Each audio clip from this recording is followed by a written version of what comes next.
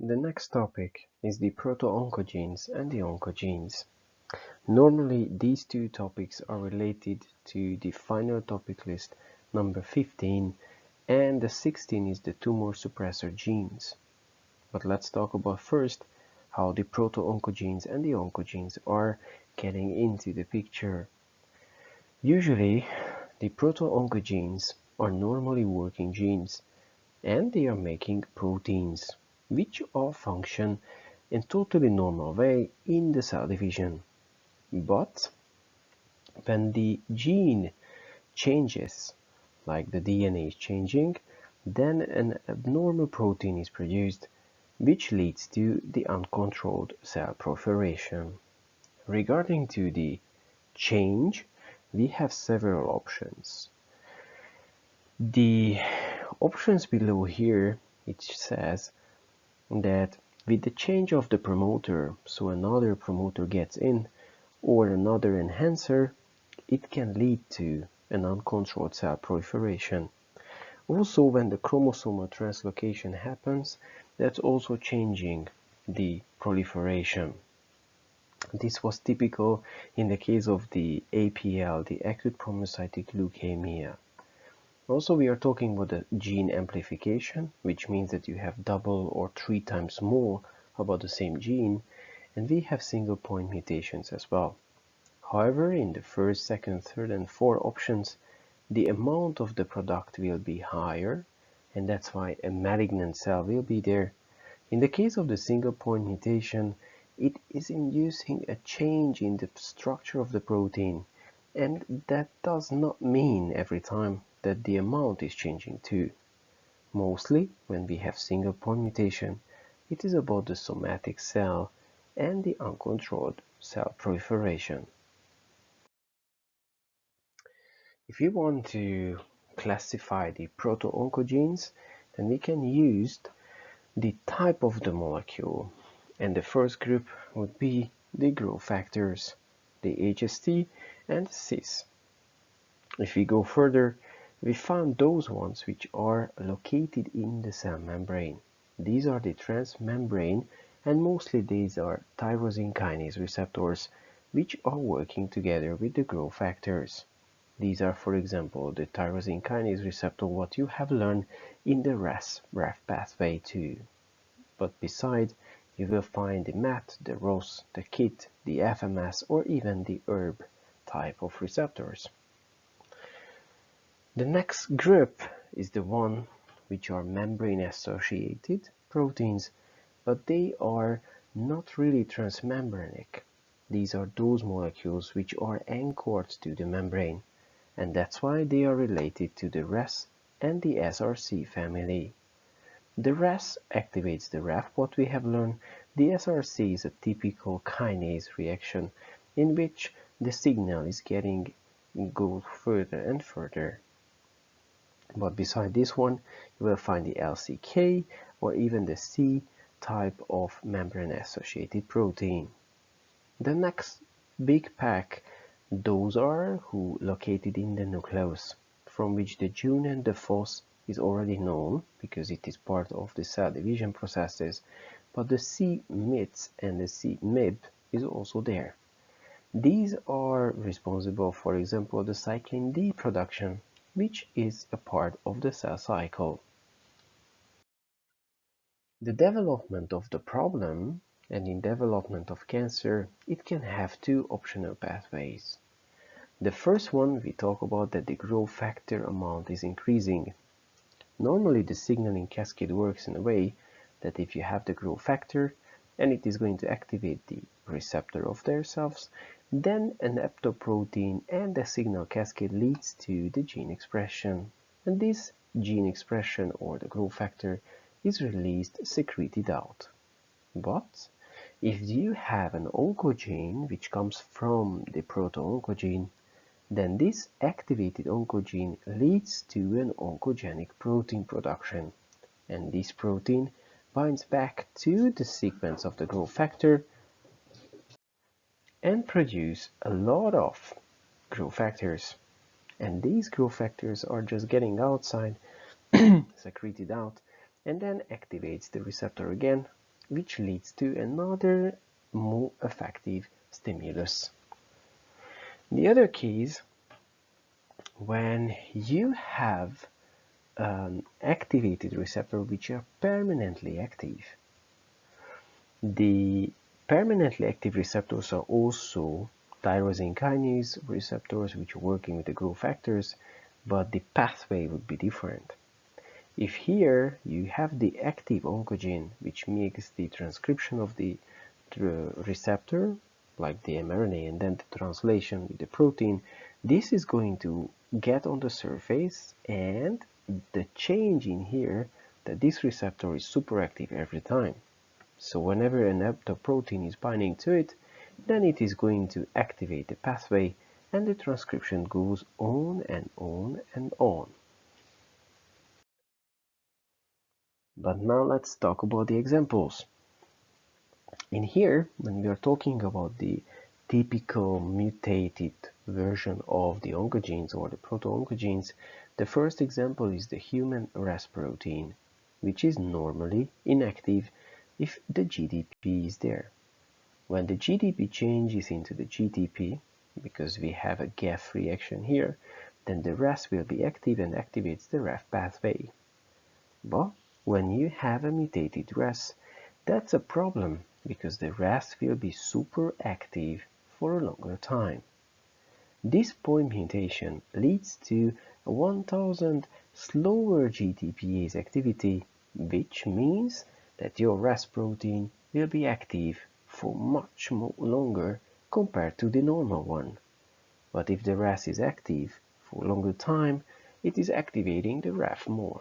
So you have overactive long cell division processes. That happens. There was a mice experiment in which they put the human RAS into the mice, and later on they realized that human RAS overexpression leads to breast cancer development in mice. The next one would be the c-Met, which is the chromosome 8 where it is located. Normally it is bind to the MAX, and in a heterodimer form they are capable to bind to the DNA and induce the expression of metabolic enzymes, for example ornithine decarboxylase.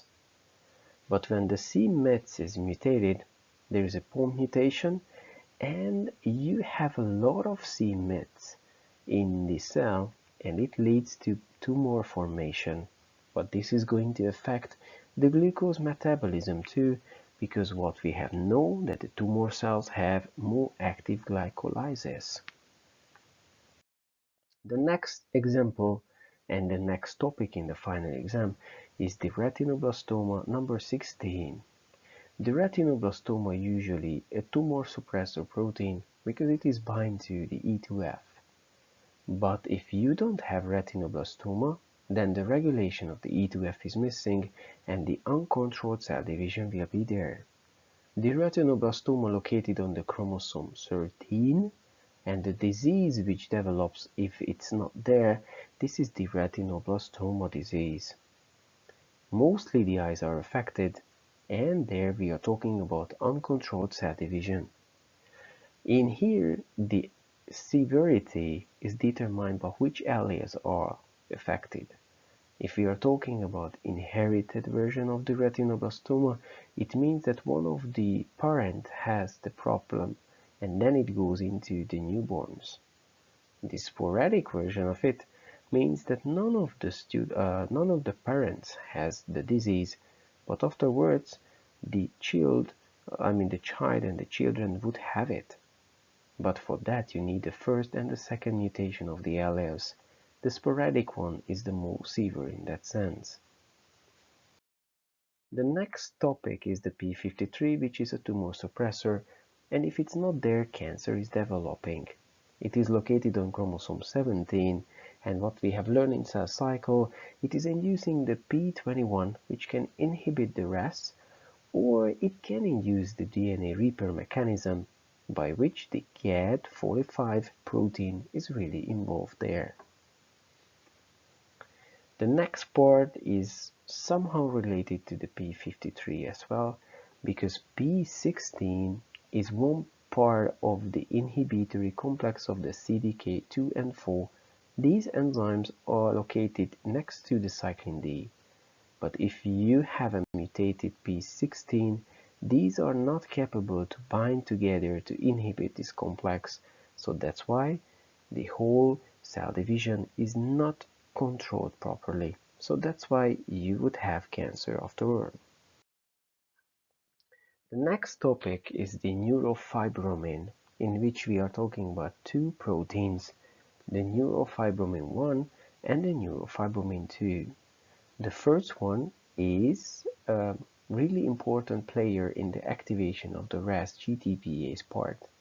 When the RAS is active, the neurofibromin 1 can have a gap activity, which means a GTPase activity, and the target protein activation. But if it's mutated, then this process is altered in a way. The NF2, unfortunately, we don't know yet how it works, but we know that it is related to the membrane and the cytoskeletal connection.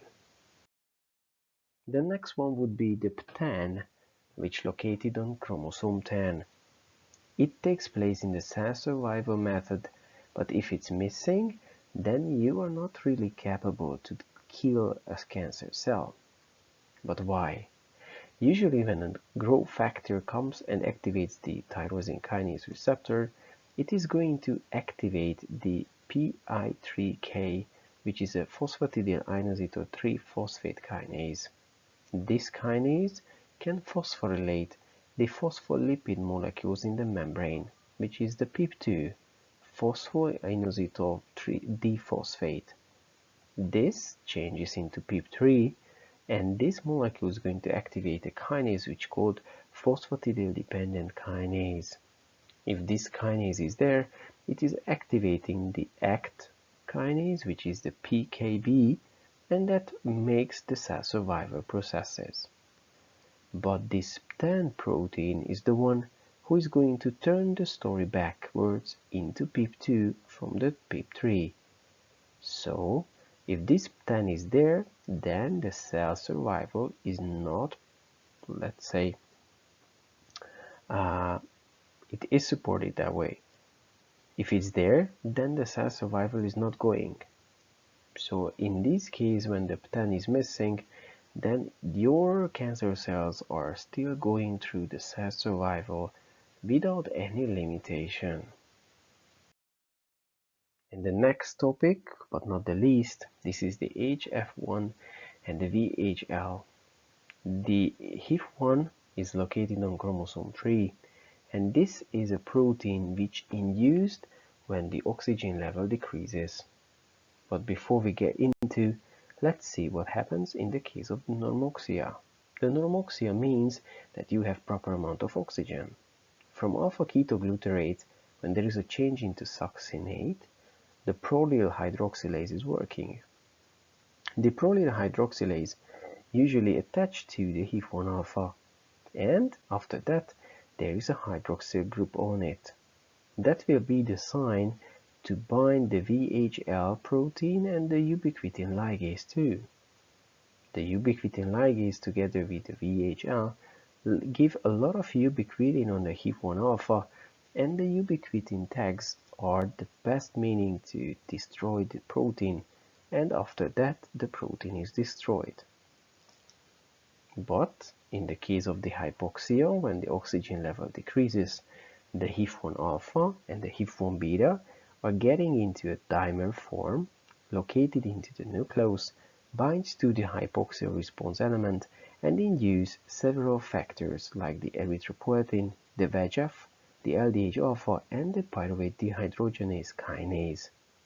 If these are overproduced, then for example in the case of the erythropoietin, you would have more red blood cells, which makes sense because your body needs more cells to transport the oxygen. If you have a lot of VEGF, which is the vascular endothelial growth factor, your cells are developing new blood vessels to get the oxygen. The LDH alpha is the lactate dehydrogenase, which means that the whole story is supported by the higher activity of the glycolysis, And this relates back to the seed myths because the glycolytic enzymes are overactivated. And the PDHK, which is a kinase, if it's phosphorylate the pyruvate dehydrogenase, then the TCA cycle is not going to work that much because your body wants to use the glucose more for the pentose phosphate pathway instead of the ATP production.